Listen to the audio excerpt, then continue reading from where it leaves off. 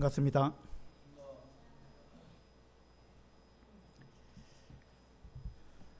제가 지난번에 오고 한 1년 됐습니까?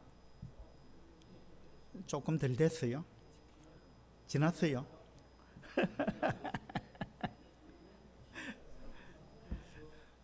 예, 세월이 참 빠릅니다. 그래요. 여러분 스크린에 이게 어떤 그림이죠? 저기 서 있는 사람이 누굽니까?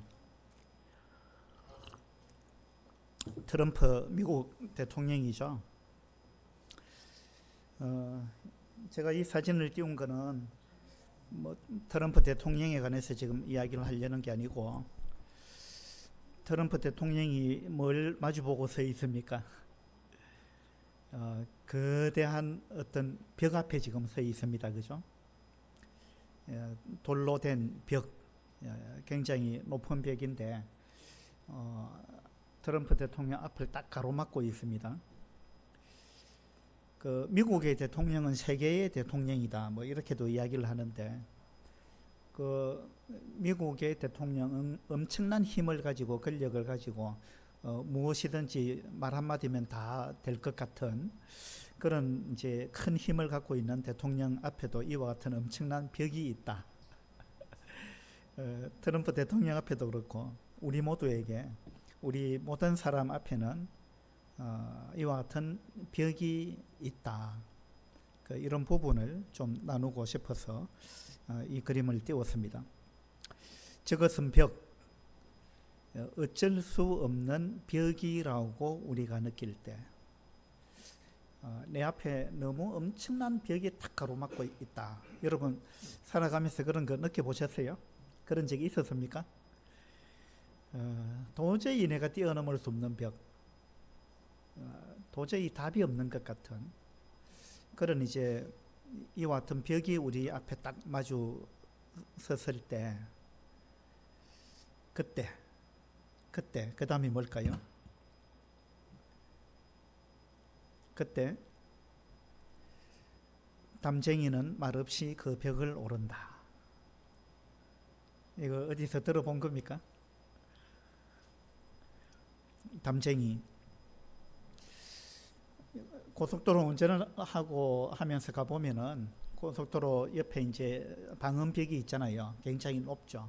이 방음벽이 이렇게 높게 있는데 윗부분은 또 이쪽으로 휘어져 있더라고요.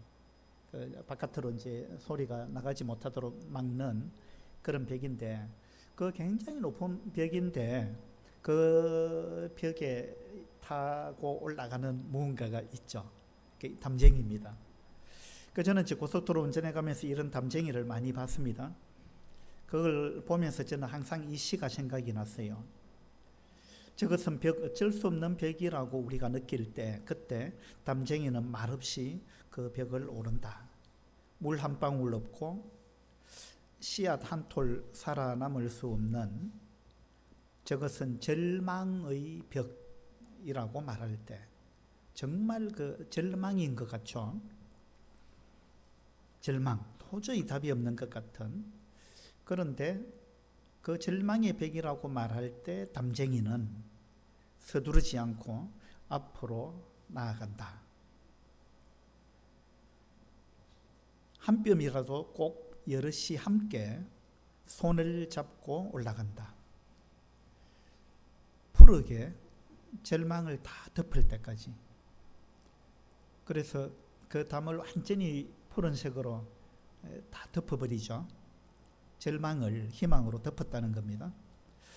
바로 그 절망을 놓지 않는다.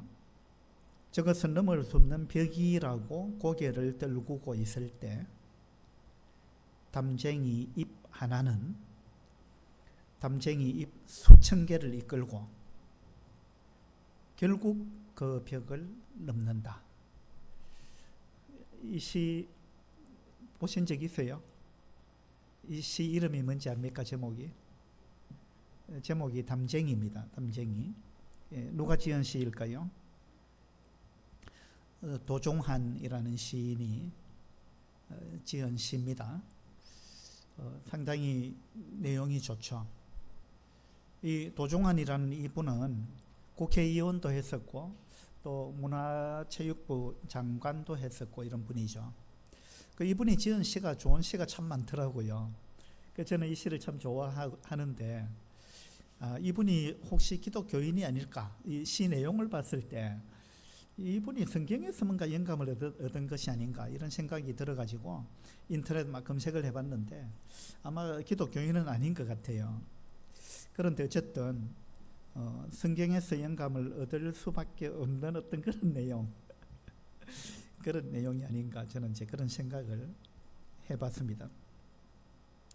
저것은 벽, 어쩔 수 없는 벽이라고 우리가 느낄 때 그때 담쟁이는 말없이 그 벽을 오른다. 예. 그래서 이제 우리 개인도 살아가다 보면은 이와 같은 엄청난 벽 앞에 우리가 딱 마주한 것 같은 이제 그런 걸 우리가 느낄 때가 있죠. 그때 우리는 포기하고 싶은 생각이 들죠. 그렇지만 이 가냘픈 이 담쟁이 우리 인간에 비하면 얼마나 연약해 보입니까? 근데 이 연약한 풀 하나는 그 벽 앞에서 좌절하지 않는다, 절망하지 않는다. 그리고 자기 생명력으로 그 절망을 덮어버린다. 생명이 있기 때문에 가능한 거죠. 그래서 우리 개인도 그렇고 교회도 그렇고요. 정말 절망인 것 같은 이런 상황을 우리가 마주할 때가 있는데 그러나 결코 그것은 끝이 아니다 라는 것을 우리가 이 담쟁이한테서 교훈을 받아야 되지 않을까 그런 생각이 듭니다. 여러분 이 단어 한번 읽어보세요. 크게 한번 누가 읽어보세요. 맞아요. 무슨 뜻이죠? 책임 맞습니다. responsibility, 책임. 이 책임이라는 단어는요, response하고 ability가 합쳐진 단어라 그래요. response는 응답, 반응, 뭐 이런 말입니다. 뭔가 상황이 주어졌을 때 거기에 대해서 내가 어떻게 반응하느냐, 어떻게 응답하느냐라는 내용입니다. 그래서 responsibility는 반응이라는 단어와 ability, 능력이죠. 이 두 개가 합쳐진 단어다 이렇게 이야기합니다. 그러면 책임이라는 단어를 이 원리대로 해석을 하자면 책임은 내가 어떻게 반응하느냐에 달린 거다. 다시 말해서 나한테 어떤 어려움이 딱 닥쳤을 때 그 어려움은 내가 통제할 수 있는 게 아닙니다. 그 어려움은 내가 만든 게 아니에요. 우리 앞에 어떤 거대한 벽이 이렇게 다가왔을 때 그 벽은 내가 만든 벽이 아닙니다. 내가 어떻게 할 수도 없어요. 그러나 내가 할 수 있는 게 있다는 겁니다. 그게 뭐냐 하면 그런 상황이 나한테 부딪혀 왔을 때 내가 그것에 대해서 어떻게 반응할 것인가, 그것은 내가 할 수 있는 거예요. 그래서 책임은 나한테 있다 이런 뜻입니다. responsibility가 뭐냐 하면 내가 어떻게 반응하느냐, 그 반응할 수 있는 능력은 나한테 있다. 내가 어떻게 반응하느냐에 따라서 그 이후의 상황은 달라진다는 거죠. 내가 어떻게 반응하느냐에 따라서. 그래서 환경은 내가 어떻게 통제할 수 없다 할지라도 반응은 내가 통제할 수 있는 거다. 그래서 책임은 나한테 있다 이 말입니다. 근데 이제 우리는 보통 이렇게 생각하기 쉬워요. 이건 내 잘못이 아니야. 이것은 나한테 어쩔 수 없는 상황이 들어닥쳤기 때문에 내 인생이 이렇게 될 수밖에 없었어. 그러니까 이건 내 책임이 아니야. 이것은 누구 책임이야? 이것은 우리 부모 탓이야. 또 내 주변에 있던 누구 때문에 내 인생이 이렇게 됐어. 그러니까 이건 내 책임이 아니야. 이렇게 우리가 생각하기 쉽다는 거예요. 그러나 이 단어가 말해주고 있는 바는 뭐냐 하면 모든 것은 내 책임이다. 어떤 상황이 주어지더라도 내가 어떻게 반응하느냐에 따라서 내 인생은 달라진다 라는 이야기예요.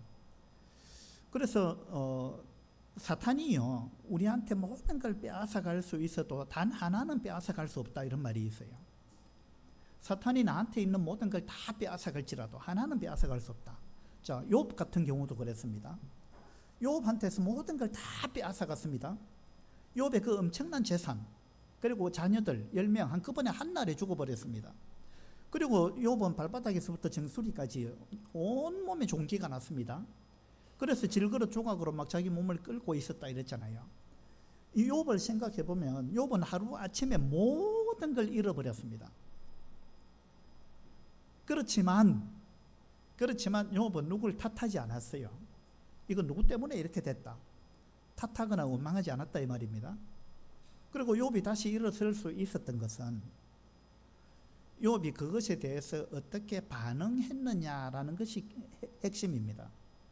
욥의 아내는 당신이 그래도 하나님을 경외하느냐, 차라리 하나님을 욕하고 죽으라 이랬습니다. 욥의 아내까지도 욥한테 그렇게 이야기했습니다. 욥의 친구들도 와가지고 위로하러 와가지고는 계속 그냥 심정을 끌기만 끌었잖아요. 네가 뭔가 심각한 죄를 지었기 때문에 이런 일이 벌어졌지, 그런 식으로 몰아붙였습니다. 그러나 욥은 어느 누구도 원망하거나 탓하지 않았습니다.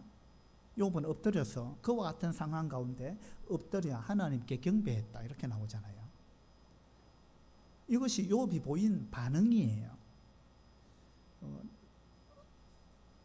너무나 엄청난 말도 안 되는 상황, 너무나 억울한 일, 그런 일이 나한테 닥쳤다 할지라도 그것에 대해서 나는 긍정적으로 반응할 수 있다라는 거예요.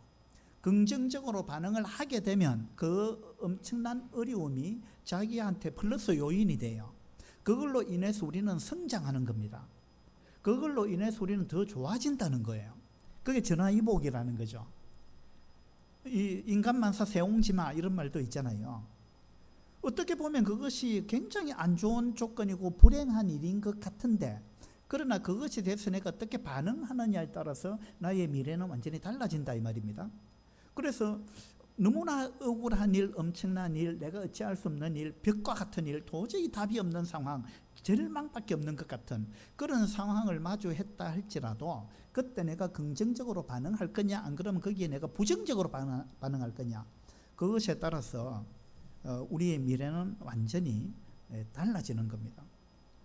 그래서 사탄이 모든 걸 빼앗아갈 수 있어도 하나는 빼앗아갈 수 없다. 그 하나가 뭘까요? 내가 어떻게 반응할 거냐라는 그거예요. 그거는 나한테 달렸다는 거예요. 그거는 사탄이 못 빼앗아간다는 거예요. 아무리 어려운 상황이 닥치더라도 나는 그것에 대해서 긍정적으로 반응할 수 있다라는 거죠. 예. 그래서 우리 서김의 교회 성도님들이 이와 나도 욥처럼 그렇게 반응해야 되겠다. 예. 그 욥이 결국은 더 큰 복을 받았잖아요. 예. 살다 보면 이와 같은 담을 우리가 마주하는데, 성경에도요 엄청난 담을 딱 마주치는 사람이 욥뿐만 아니라 여러 사람이 있었습니다. 어떤 사람이 생각이 납니까? 그 담을 넘었다, 담을 넘었다, 이런 단어가 성경에 나오죠. 누군가는 그 담을 넘었어요. 그 담 앞에서 주저앉은 것이 아니고 자포자기하고 포기하고 될 대로 되라 이래 한 것이 아니고 그 담을 넘은 사람이 있어요. 누굽니까?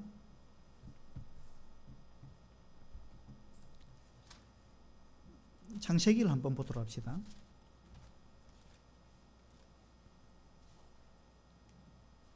창세기 49장입니다. 창세기 49장.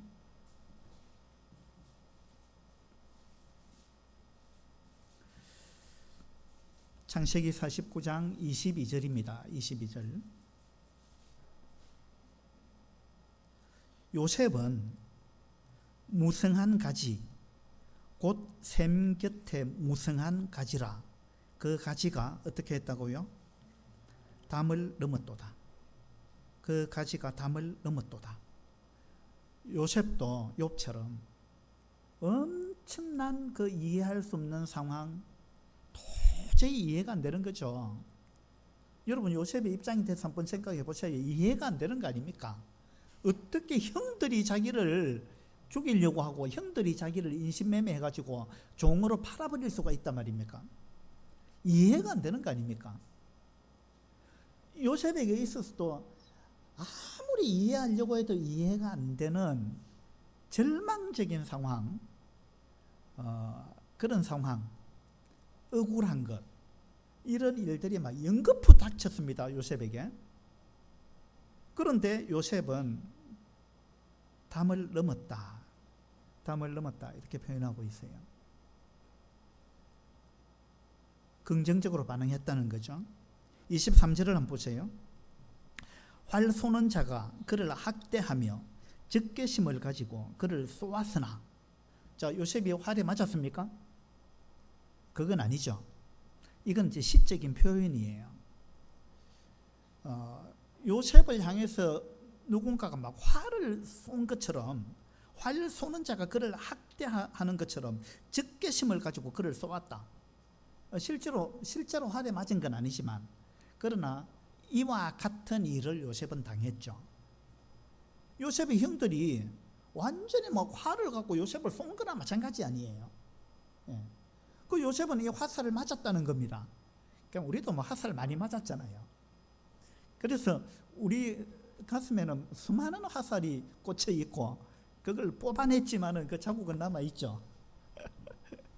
우리도 살아가면서 많은 화살을 맞고 살아갑니다. 그 제가 이제 YCC 캠프에 몇 년 전에 가가지고 복음 말씀을 전했는데, 그때 이제 이 사람 가슴에 화살이 막 이렇게 꽂혀 있는 그림을 보여줬습니다. 우리는 말로서 사람들을 이렇게 쏜다. 우리가 말로서 짓는 죄가 얼마나 많은지 아느냐. 그래서 우리는 많은 말이라는 화살을 가지고 사람들을 쏘았다. 그리고 여러분도 많이 맞았죠. 그 말의 화살에 많이 맞았죠. 그러니까 예 이러더라고요. 아이들이. 그 화살이 몇 개나 꽂혀 있는지 여러 개가 꽂혀 있다는 거예요. 그 초등학생들이 자기 가슴에 많은 화살이 꽂혀 있대요. 그래서 그 화살 누가 쏜 겁니까? 내가 물어봤거든요. 어떤 애가 뭐라고 대답했느냐 하면 우리 엄마가요 이러더라고요. 그러니까 실제로 부모가 자식한테도 많은 화살을 쏘는 겁니다. 그죠? 그 우리 인생이 그런 거예요. 우리는 많은 화살을 맞았습니다. 여러분 화살 많이 맞았죠? 저도 뭐 많이 맞았죠. 화살을 많이 맞았습니다. 맞았을 뿐만 아니라 우리는 또 화살을 많이 쏘았어요. 맞죠? 여러분 맞기만 했어요? 화살 쏘기도 했죠? 알게 모르게 우리는 쏘기도 하고 맞기도 하고 그렇게 살았습니다. 그것이 인생이잖아요. 어쨌든 요셉은 적개심을 가지고 자기를 막 쏘는 것처럼, 형들이 쏘았습니다. 형들만 그랬어요. 나중에 보디발의 아내도 그랬죠. 또 그렇게 해서 감옥에 갇혔습니다. 거기서 술 가는 장을 만났잖아요. 그래가지고 술 가는 장, 이 사람이 있었던 일, 뭐 이거 다 해석해주고, 그래가지고 이 사람이 풀려나게 됐는데, 당신이 풀려나서 바로 왕 앞에 다시 서게 되면 나를 좀 기억해달라. 그리고 나의 이 억울함을 왕한테 좀 이야기해달라. 그렇게 부탁했지만 이 술 가는 장이 잊어버렸잖아요. 요셉을 까마득히 잊어버렸습니다. 얼마 동안 잊어버렸어요?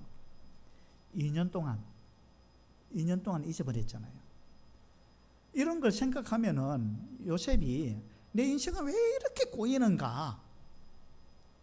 요셉이 17살 때 팔려갔습니다.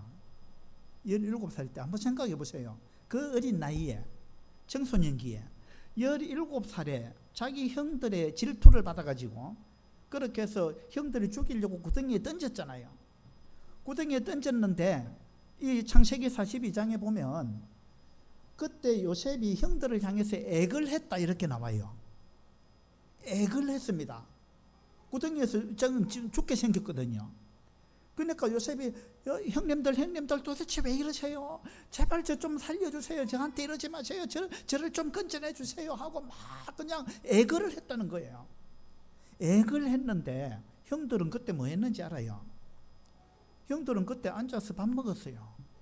그 애걸하는 소리를 들으면서 형들은 밥 먹었습니다. 얼마나 매정하고 형들이 그런 거예요. 요셉으로서는 이게 이해가 안 되는 거 아니에요. 그래가지고 어쨌든 구덩이에서 죽을 뻔했는데 그래도 그들이 약간 그래도 그 큰 형 때문에 그렇게 됐죠. 그래가지고 구덩이에서 이제 건져냈는데 팔아버렸잖아요.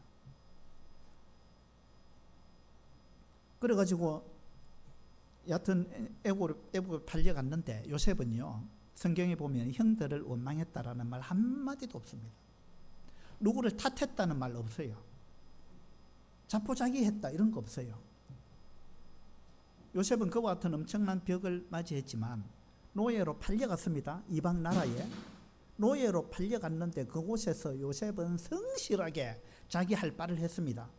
맞죠? 그렇게 해서 거기서 인정받는 자가 됐다는 거예요. 이건 뭐냐면 요셉이 이해할 수 없는 벽을 마주했지만 요셉은 그것에 대해서 긍정적으로 반응했다 그 말이에요. 그렇게 해서 거기서 인정을 받았는데 그 보디발의 아내가 성적으로 막 유혹해가지고 그래가지고 모함을 당했잖아요. 여러분 모함 당해보셨어요? 모함을 당했다라는 것은 뭐냐면 결코 내가 그렇게 안 했는데 그렇게 한 걸로 사람들이 막 이야기를 하는 겁니다. 나는 절대 그렇게 한 적이 없는데 내가 지은 죄가 아닌데 내가 결코 그런 죄를 짓지 않았는데 그 죄를 지었다고 뒤집어 씌우는 거 이게 모함이잖아요. 요셉이 그걸 당했습니다. 요셉은 1절 깨끗했잖아요. 보디발의 아내를 향해서 깨끗했는데 보디발의 아내는 이 사람이 나를 겁탈하려고 덮쳤다. 그래가지고 모함을 뒤집어 쓴 거 아니에요. 그것도 얼마나 부끄러운 죄입니까? 이 성적인 죄를, 그 죄를 내가 결코 짓지 않았는데 지었다고 뒤집어 씌운 거 아니에요. 얼마나 억울한 일입니까? 그렇지만 이런 일을 당했지만 요셉은 보디발의 아내를 원망했다 이런 이야기 없어요. 요셉의 인생에 있어서 이건 누구 탓이다, 내 인생이 이렇게 된 건 누구 탓이다, 누구 때문에 이렇게 됐다 하고 누구를 탓하거나 원망한 것이 일절 없습니다. 그 요셉이 그렇게 해서 감옥에 갇혔습니다. 감옥에서 성실하게 자기한테 주어진 일을 하는 겁니다. 감옥에서도 인정받았잖아요. 맞죠? 이게 요셉의 생활 태도예요. 요셉은 모든 상황, 도저히 이해할 수 없는 상황이 닥쳐도 거기에 대해서 절대 원망하거나 탓하지 않고 긍정적으로 반응한다. 그것이 요셉의 어떤 인생 모토가 돼요. 나는 항상 거기에 대해서 긍정적으로 반응한다. 왜? 왜 그것이 가능할까요? 요셉은 뭘 믿었을까요? 요셉은 하나님이 계시다. 그리고 하나님이 내 인생을 인도하신다. 그리고 하나님은 선하신 분이시다. 라는 걸 요셉은 믿은 거예요. 맞죠? 요셉은 그 믿음을 갖고 있었어요. 형들이 요셉이 자기들 양치는 데 왔잖아요. 그 지도에 펴놓고 내가 계산을 해보니까 한 100km 되더라고요. 그 거리가 헤브론에서 세겜까지 왔는데 한 100km 됩니다. 100km 되면 이게 요셉이 걸어갔을 거 아니에요. 그러면 며칠을 걸어갔을까? 계산을 해보니까 군에서 행군할 때 한 시간에 한 4km 가거든요. 그럼 그렇게 기준으로 해서 계산을 해보니까 이틀 아니면 한 사흘 정도 걸어간 것 같아요. 요셉이 그 어린 나이에. 그래가지고 그 먼 거리를 그 자기 형들한테 먹을 거 갖다 주려고 그걸 들고 찾아갔는데 그런 일을 당했잖아요. 근데 어쨌든 간에 요셉은 어느 누구도 탓하지 않고 원망하지 않고 요셉은 하나님을 향한 믿음을 갖고 있었어요. 하나님이 요셉한테 꿈을 주셨어요. 그렇죠? 근데 요셉이 형들한테 왔을 때 형들이 뭐라 그랬습니까? 저 꿈꾸는 자가 오는도다 이랬습니다. 요셉은 하나님으로부터 받은 꿈을 갖고 있었습니다. 이 꿈을 간직하고 있었어요. 근데 그 꿈에 대해서 형들은 아주 조롱했잖아요. 저 꿈꾸는 자가 오는도다. 그리고 그를 우리가 죽여버리자. 그러면 그 꿈이 어떻게 되는지 보자 이랬거든요. 그 꿈이 어떻게 되는지 보자 이랬어요. 근데 그 꿈이 이루어졌습니까? 안 이루어졌습니까? 이루어졌죠. 이루어졌죠. 요셉은 이걸 믿은 거예요. 뭐냐 하면 어떤 사람이, 어떤 환경이, 수많은 사람과 환경이 나의 앞길을 가로막을지라도 내가 하나님으로부터 받은 꿈은 반드시 이루어진다. 왜? 하나님이 내 인생의 주관자이기 때문에. 맞죠? 그래서 사탄이요, 하나님이 내 인생을 위해서 또는 하나님이 서김의 교회를 향해서 갖고 계신 어떤 비전이 있을 거 아니에요. 그것은 어떤 환경이 닥쳐와도 하나님은 그걸 이루십니다. 맞죠? 그건 어느 누구도 가로막을 수가 없는 겁니다. 이 요셉의 꿈을 가로막으려고 형들이 그렇게 했고, 그 다음에 보디발의 아내가 그렇게 했고, 모든 환경이 도저히 이 꿈이 실현되지 못할 것 같은 그런 환경으로 흘러갔습니다. 그 요셉이 에이, 이 꿈에 무슨 필요가 있어? 이 꿈은 내하고 이제 거리가 멀어. 내 인생 이제 될 대로 되라 하고 요셉이 포기했느냐, 그리고 절망했느냐? 아니라는 겁니다. 요셉은 믿음을 갖고 있었어요. 하나님이 내 인생의 주관자다. 하나님이 나한테 꿈을 주셨다. 이 꿈은 하나님이 이루신다. 어느 누구도 이걸 가로막을 수 없다. 하나님이 이것을 이루신다 라는 것을 요셉은 믿었습니다. 그래서 어떤 억울한 환경 가운데 처해도 요셉은 절망하지 않았습니다. 왜? 하나님을 믿었기 때문에. 여러분, 하나님 믿고 계시죠? 하나님이 선하시다는 거 믿습니까? 하나님이 선하신 분 맞아요? 예. 그리고 하나님이 여러분 인생에, 여러분 삶에, 또 서김의 교회의 주관자는 하나님이다. 이거 여러분 믿고 계세요? 믿으세요? 예. 그러면 우리 어떻게 해야 되겠어요? 어떤 어려운 일, 이해할 수 없는 일, 억울한 일이 닥쳐도 우리는 하나님을 의지하고 이것에 대해서 긍정적으로 반응해야 마땅하다. 맞죠? 그 믿음을 우리는 가져야 되는 거예요. 그 믿음과 그 태도를 우리는 가져야 하는 겁니다. 하나님은 요셉을 향한 그 꿈을 착착착착 그것을 실현시키기 위해서 진행하고 계셨습니다. 하나님은 그 일을 진행하고 계셨어요. 그런데 사람의 눈으로 볼 때는 요셉의 꿈은 도저히 실현되지 않을 것 같아. 오히려 더 반대로 가고 있다. 절망적인 상황으로 계속 흘러가고 있고, 요셉의 삶은 꼬일 대로 꼬이고, 어떻게 일이 안 풀려도 이렇게 안 풀릴 수가 있는가, 이렇게 생각할 수 있는 상황으로 흘러가고 있었습니다. 이건 인간의 관점이에요.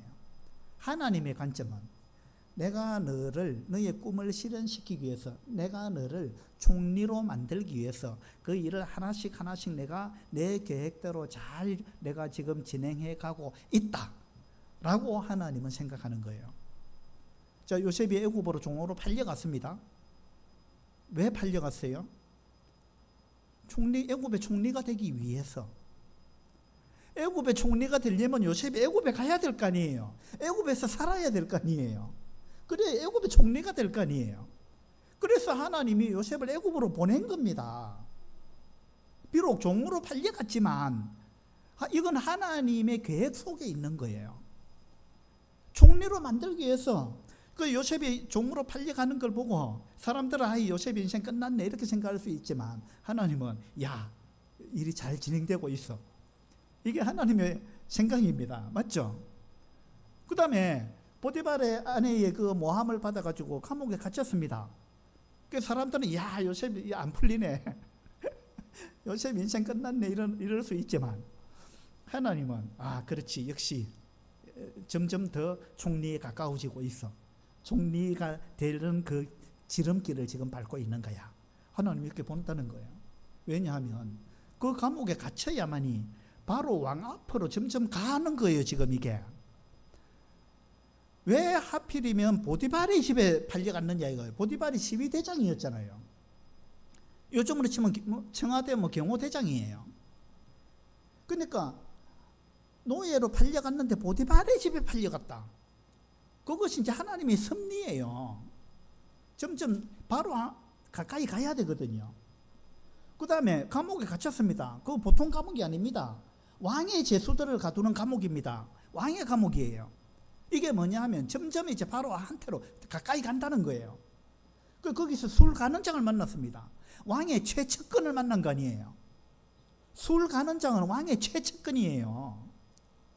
그런데 그 사람이 왕하고 뭔가 이 관계가 지금 비틀어져 가지고 그 사람이 감옥에 갇혔습니다. 이거 전부 이 하나님이 섭리죠, 이런 것들이에요. 그래가지고 거기서 왕의 최측근하고 인연을 맺은 거 아니에요. 그리고 그 술 가는장에 풀려 나갔는데 2년 동안 까마득히 잊어버리고 있었어요. 이것도 이리 뭐가 잘못돼 가는 것 같죠. 그러나 이거는요, 하나님이 뜻대로 지금 진행되고 있는 거예요. 왜냐하면 이 사람이 풀려 나가가지고 바로 요셉의 억울한 걸 왕한테 이야기해가지고 왕이 아이고 그런 사람이 있나, 그런 사람 너무 억울하네, 풀어줘, 이렇게 해가지고 요셉이 2년 전에 풀려나 버렸다면 풀려난 걸로 끝날 수 있어요. 그러나 하나님은 아직은 때가 아니다. 가장 합당한 때가 있다는 거예요. 그 때가 언제냐? 2년 지나가지고 바로가 꿈을 꿨는데 그 꿈을 풀지 못해가지고 막 속이 탈 때, 모든 사람 다 불러서 해몽해봐라 했는데 못했잖아요. 그 절망적인 상황, 답답할 때, 바로가 너무 답답해가지고 정말 이 꿈을 풀어줄 수 있는 사람, 그 사람을 간절히 찾고 있을 때, 그때 이 술 가는장이 요셉이 생각난 거 아니에요. 하나님은 그때까지 기다리신 겁니다. 그렇게 해서 요셉이 왕 앞에 딱 선 거 아니에요. 그래가지고 그 왕의 답답한 마음을 요셉이 시원스럽게 해줘버렸습니다. 그러니까 요셉이, 그 바로가 요셉을 바로 총리로 발탁해버린 거 아니에요. 그죠? 그러니까 우리가 생각하는 거하고 우리가 보는 환경하고요, 하나님이 보는 환경은 다릅니다. 우리는 하나님의 관점에서 봐야 됩니다. 그리고 하나님이 나를 인도하시는 분이다. 하나님은 선하신 분이다. 하나님은 결국은 합력해서 선을 이루시는 분이다. 하나님을 사랑하는 자고 그 뜻대로 부르심을 입은 자들에게는 모든 것이 합력하여 선을 이루느니라. 맞죠? 여러분 이 말씀 믿으세요? 그러면 나한테 무슨 일이 일어나도 결국은 하나님은 나한테 선으로 이루어 주시는 분이다. 지금은 그 과정 중에 있는 것이다. 라는 걸 우리가 믿어야 된다는 거예요. 예. 이것이 하나님을 믿는 사람의 관점입니다. 요셉이 형들이 나를 노예로 팔지만 않았더라면 이런 식으로 신세한탄을 했느냐? 아니죠. 그 다음에 보디발의 아내가 나에게 그렇게만 안 했더라면, 아니면은 보디발의 아내가 막 그런 식으로 유혹할 때 내가 그냥 막 그 요구를 들어줘 버렸더라면 요셉이 그런 생각했을까요? 요셉은 뭐 했더라면, 요셉은 라면을 안 좋아했어요. 이렇게만 누군가가 나한테 이렇게만 해줬더라면, 이런 게 없어요. 어떤 일이 일어나도 이것은 하나님의 섭리 가운데 있는 것이고 하나님은 결국은 선으로 이루어 가시는 분이다 라는 것을 요셉은 믿었다는 거예요. 술 가는장이 나를 잊지만 않았더라면 이런 생각 안 했어요. 이런 식으로 남을 탓하기 시작하면 하나님을 우리 탓하게 돼요. 하나님의 나를 기억만 하셨더라면 이렇게 될 수 있어요. 하나님이 나를 까마득히 잊어버린 것 같네. 하나님이 나한테 관심이 없네. 하나님 나를 지금 이제 더 이상 나를 사랑하지 않는 것 같네. 이런 식으로 생각하기 쉽다는 거예요. 남을 탓하기 시작하면. 우리는 그렇게 생각해서는 안 되는 겁니다. 하나님은 선하신 분입니다. 요셉이 노예로 팔려갔기 때문에 총리가 된 거예요. 그 감옥에 갇혔기 때문에 총리가 된 거예요. 보디발의 아내 덕분에 총리가 된 거예요. 맞습니까? 아니 보디발의 아내 때문에 내가 지금 감옥에 갇혔는데, 근데 지금 너무 심한 거 아닙니까? 보디발의 아내 덕분에 총리가 됐다고요. 이거 너무 심한 거 아닙니까? 그렇게 생각할 수 있죠. 그러나 우리가 믿음의 관점에서 보면, 이 하나님의 섭리라는 관점에서 보면 보디발의 아내 때문에 총리가 된 거예요. 자기 형들 때문에 총리가 된 거예요. 안 그렇습니까? 술 가는 자기 까마득히 자기를 까먹고 있었기 때문에 총리가 된 거예요. 그래서 우리는 누군가를 탓할 필요가 없는 겁니다.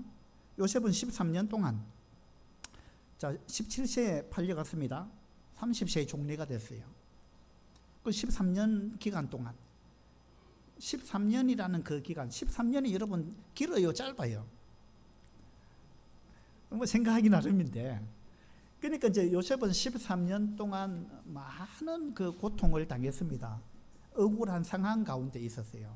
그 억울한 상황 가운데 13년은 우리가 생각하는 14년보다 상당히 길게 느껴지겠죠. 그죠? 그래서 그 긴 시간이라 할지라도 요셉은 그 긴 시간을 누구를 탓하면서 그렇게 살지 않았다 라는 것을 우리가 이해하는 게 상당히 필요하다는 겁니다.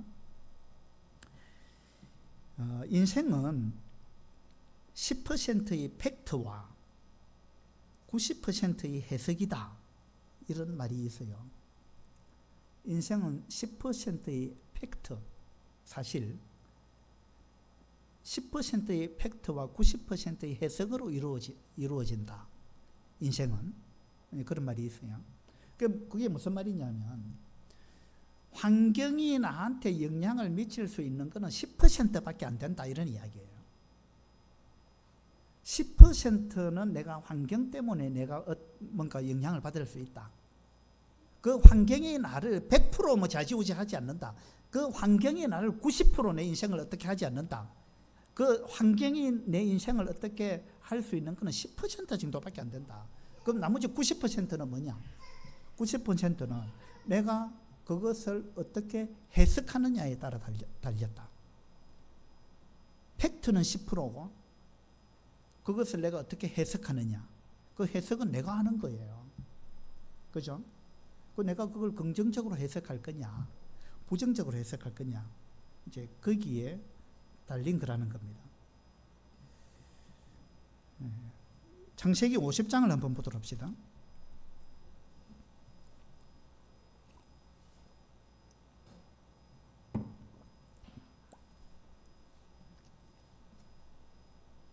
창세기 50장 20절.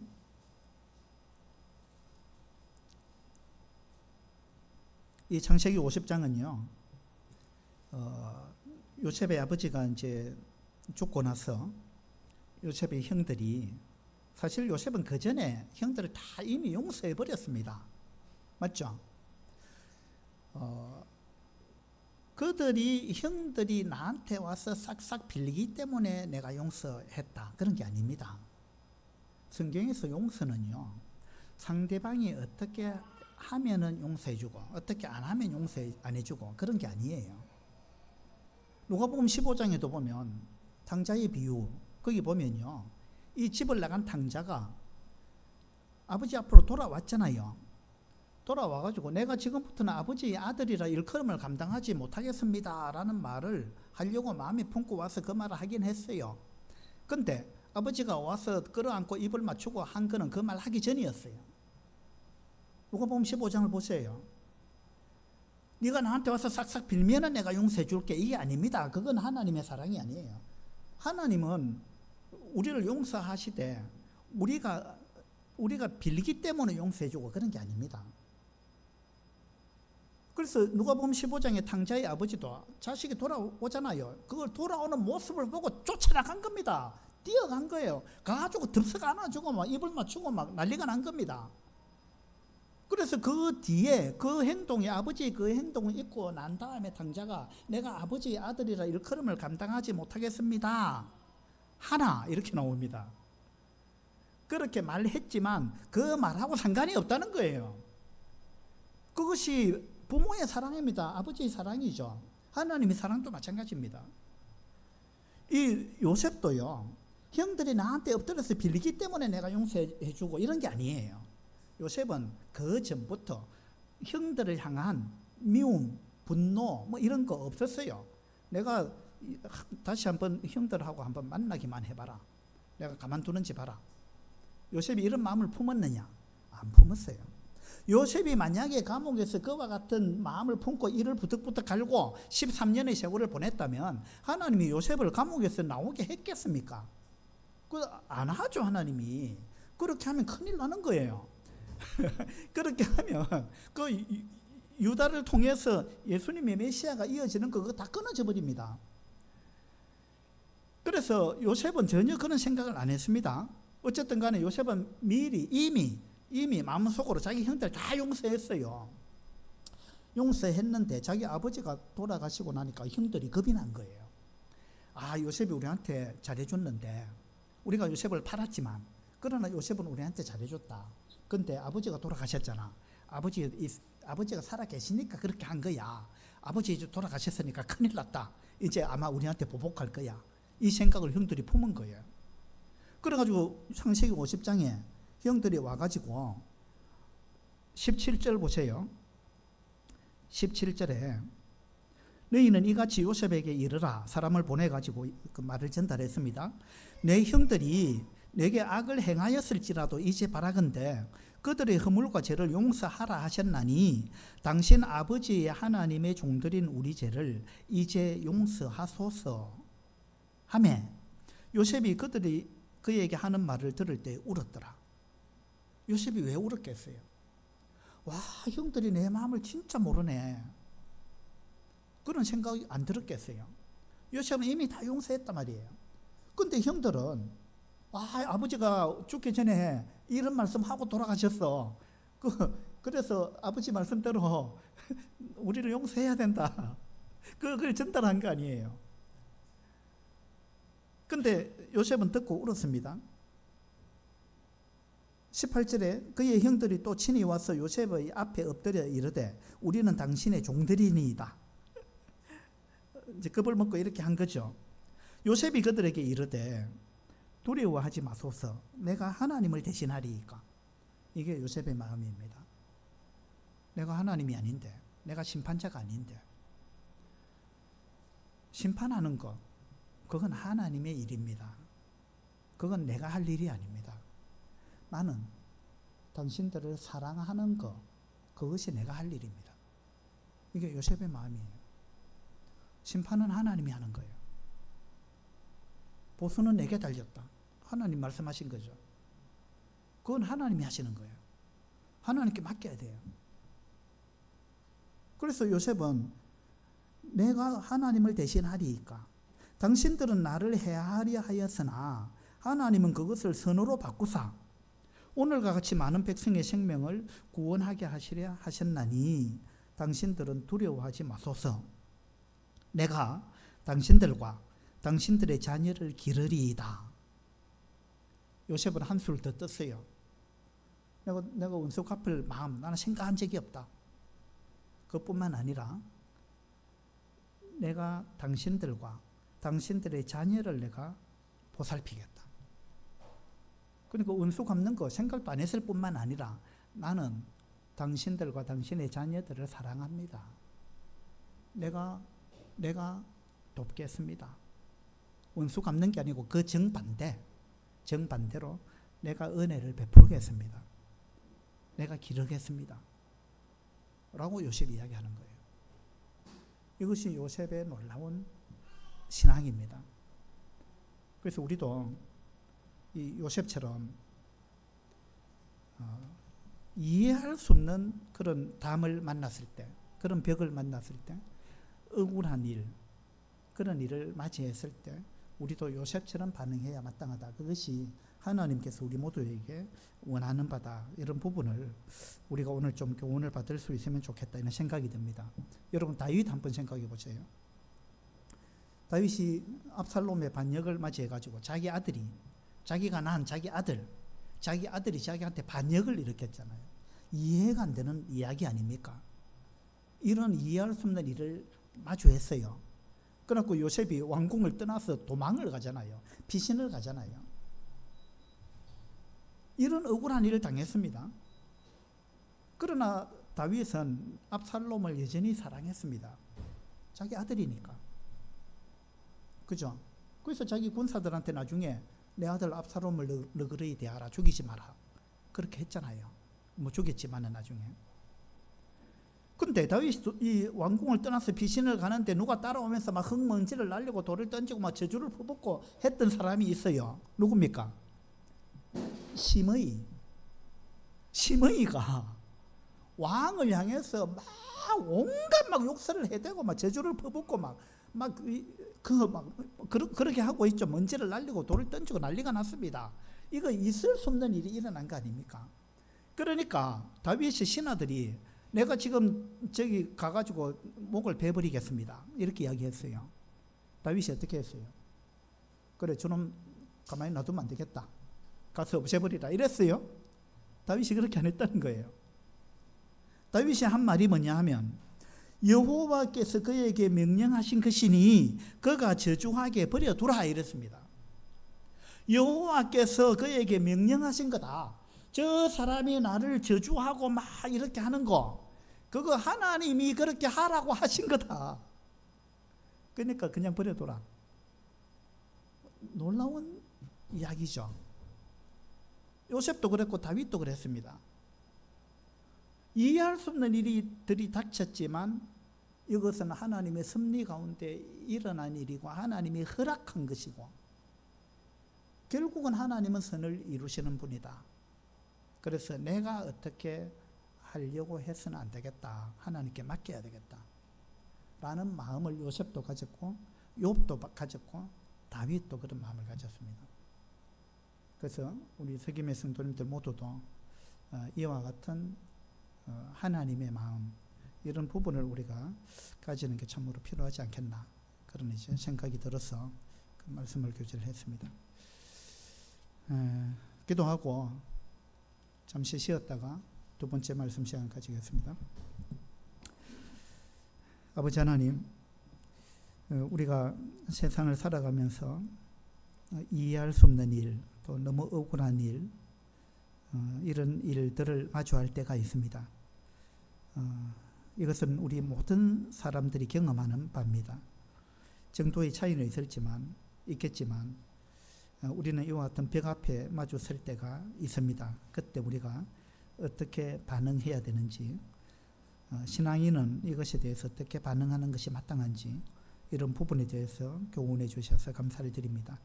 우리가 하나님의 이 기대에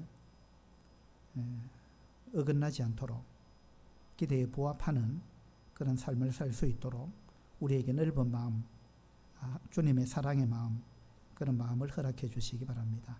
감사드리며 우리 주 예수 그리스도 이름으로 기도드립니다. 아멘.